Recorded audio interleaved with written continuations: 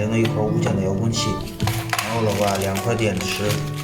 双充的 USB 插头充电器，这是它这个配置，可以放在上面。它这采用的是后面一块电池，前边一块电池，